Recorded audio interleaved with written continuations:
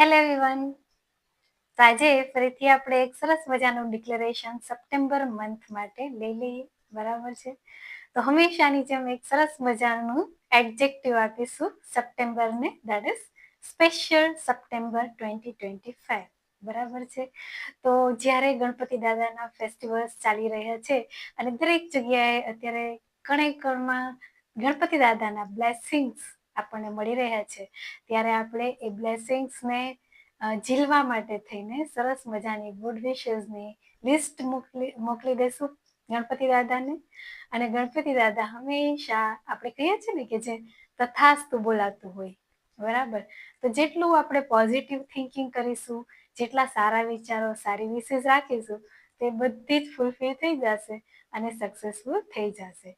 તો આજનું સૌથી પહેલા ડિક્લેરેશનનું જે સેન્ટેન્સ છે, that is I welcome special September 2025 with the bottom of my heart, બરાબર?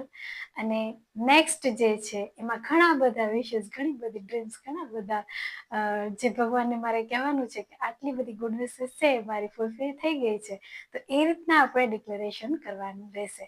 અચ્છા, આના જે ક્લાસ છે, રેગ્યુલર જે પ્રેક્ટિસ છે, એ આપણે સેકન્ડ સપ્ટેમ્બરથી સ્ટાર્ટ કરીએ છીએ.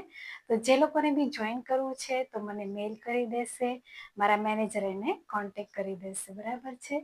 તો આજનું જે ડિક્લેરેશન છે એમાં આપણે ખાસ કરીને એક તો હેપીનેસ માંગીએ છીએ કે ખૂબ બધી હેપીનેસ આપણને મળતી રહે અને આખો મંથ જે છે એની દરેક મોમેન્ટ, બધા જ દિવસો ખુશીઓથી ભરપૂર રહે અને ખુશ રહીએ આપણે અને હંમેશા હસતા રહીએ, બરાબર?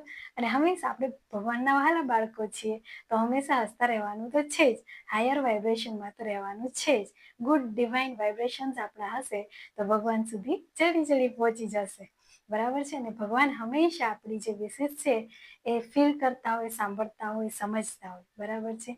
તો ગુડ વિશેષ આપણે સેન્ડ કરતા રહીશું અને ભગવાન એને સાઇન કરીને પરમિશન આપતા રહેશે.